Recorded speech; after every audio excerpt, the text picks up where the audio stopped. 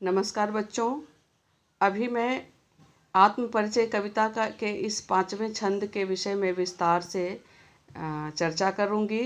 Doctor Harivansh Rai Bachchan द्वारा रचित इस आत्मपरिचय शीर्षक कविता के 5वें छंद को मैं पहले पढ़ती हूँ।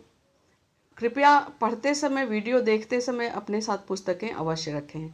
मैं यौवन का उन्माद लिए फिरता हूँ, उन्मादों में अवसाद लिए फिरता हूँ। जो मुझको बाहर हंसा रुलाती भीतर, मैं हाय किसी की याद लिए फिरता हूँ। अब इन शब्दों के कुछ कठिन शब्द जो हैं उनके अर्थ भी मैंने लिख के तैयार किए, आप उनको देखिए और उतारिए। यौवन का अर्थ होता है जवानी, तरुणाई, युवावस्था। और उन्माद का अर्थ उन्माद, पागलपन, सनक, ओके, चित्त विभ्रम, यानी जो नहीं है वो भी दिखाई देने लगता है, उन्माद ऐसी स्थिति है। अवसाद यानी मानसिक पीड़ा, ऐसी ये एक मनोवैज्ञानिक टर्म है जिसमें मतलब क्या कहोगे, उदासी, दुखी रहता है व्यक्ति और उदास रहता है और मानसिक रूप से इतना पीड़ित हो जाता है कि वो थका थका महसूस करता है, सुस्त रहने लगता है और उसका अपने भावनाओं पर कोई कंट्रोल नहीं रह जाता। तो अब हम इसमें कविता के भावार्थ को समझने की कोशिश करते हैं। कहते हैं कि कवि कहता है कि मैं यौवन का उन्माद लिए फिरता हूँ। पहले इसको समझिए, यौवन का उन्माद क्या है। युवावस्था में हमारे अंदर बड़ा उत्साह रहता है और हमको ये लगता है कि हम सब कुछ कर सकते हैं, कुछ भी कर सकते हैं, कुछ भी असंभव नहीं रहता हमारे लिए। अब इसको आप सकारात्मक भी कह सकते हैं, आप इसको नकारात्मक भी कह सकते हैं, लेकिन एक सनक हमारे अंदर आनी चाहिए, आती भी है कि हम कर सकते हैं और कभी कभी ये बड़ी पॉजिटिव हो जाती है, हम बहुत अच्छा कर लेते हैं।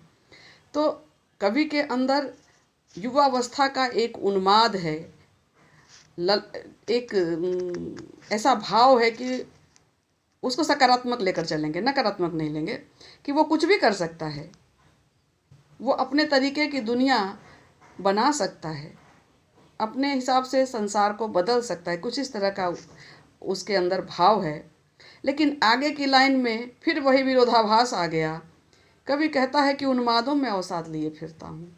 एक तरफ यौवन के उन्माद में उत्साह है, दूसरी तरफ यहाँ उन्माद में अवसाद आ गया, यानी उत्साह ही नहीं है, निरुत्साह, सुस्ती आ गई, अवसाद आ गया। मानसिक रूप से वो इतना थका हुआ, डिप्रेस्ड हो गया, सैड हो गया, कुछ कर ही नहीं सकता, नाउम्मीद हो जाएगा। अवसादित व्यक्ति तो नाउम्मीद हो जाएगा। जहाँ यौवन के उन्माद से भरा हुआ व्यक्ति तो कुछ भी करने के लिए तैयार रहेगा, उत्साहित रहेगा, लेकिन जहाँ उसके अंदर अवसाद आ गया, बात बिगड़ गई। यहाँ दोनों चीज़ें एक साथ कवि के अंदर दिख रही हैं। आगे कहता है, यहाँ भी विरोधाभास है पूरी की पूरी विरोधाभासी जीवन शैली, कि मेरे दिल में किसी की याद है और वो याद कैसी है, उफ, वो मुझे बाहर से तो हंसा देती है लेकिन भीतर भीतर बड़ा तेज चोट पहुंचाती है, मैं अंदर से रो पड़ता हूँ।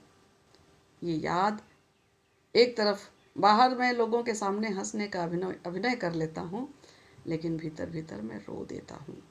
ऐसी मारक चोट है उस याद की।